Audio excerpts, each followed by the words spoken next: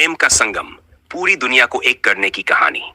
पंजाब के एक छोटे से गांव में अमन नाम का एक व्यक्ति रहता था। अमन का जीवन साधारण था, लेकिन उसके दिल में शांति की तलाश हमेशा बनी रहती थी।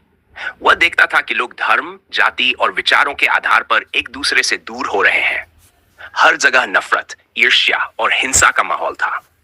अमन अक्सर सोचता, क्या ऐसा कोई तरीका है जिससे हम सब एक हो सके। टैक्स संगत में पहली बार एक दिन अमन के एक मित्र ने उसे निरंकारी मिशन की संगत में चलने का आग्रह किया। पहले तो अमन हिचकिचाया, लेकिन अंततः वह चल पड़ा। संगत में सतगुरु माता सुदीक्षा जी महाराज का प्रवचन हो रहा था। माता जी ने कहा, परमात्मा एक है और वह हर इंसान में बसता है। जब हम ये समझ लेते हैं कि सभी मनुष्य एक ही परमात्मा की संतान है, तब भेदभाव, नफरत और ऊंच नीच की दीवारें अपने आप टूट जाती हैं। प्रेम और विश्वास से ही संसार को जोड़ा जा सकता है। ये शब्द अमन के दिल में गहराई तक उतर गए। उसे पहली बार महसूस हुआ कि अगर वह अपने मन में निरंकार और सतगुरु के प्रति पूर्ण विश्वास रखे और सभी के प्रति प्रेम भाव अपनाए, तो यह दुनिया सचमुच एक सुंदर स्थान बन सकती है। प्रेम का पहला कदम अमन ने संगत की शिक्षाओं को अपनाने की ठान ली। उसने न केवल अपने परिवार में, बल्कि अपने गांव में भी प्रेम और भाईचारे का संदेश फैलाना शुरू कर दिया। वह हर झगड़े को प्रेम और शांति से सुलझाने की कोशिश करता। जब गांव के लोग अमन के व्यवहार में बदलाव देखते, तो वे उससे पूछते, तुम इतनी शांति और प्रेम कैसे ला सकते हो? अमन मुस्कुराकर कहता, यह सब निरंकारी मिशन और सतगुरु माता जी की कृपा है। जब मैंने समझा कि परमात्मा हर जगह है और सब में है, तब मुझे यह एहसास हुआ कि सभी एक है। अगर हम प्रेम से मिलकर रहें, तो कोई ताकत हमें हिला नहीं सकती।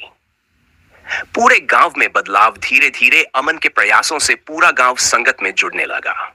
जो लोग पहले जाति और धर्म के नाम पर झगड़ते थे, वे अब एक दूसरे के साथ बैठकर प्रेम से भोजन करते।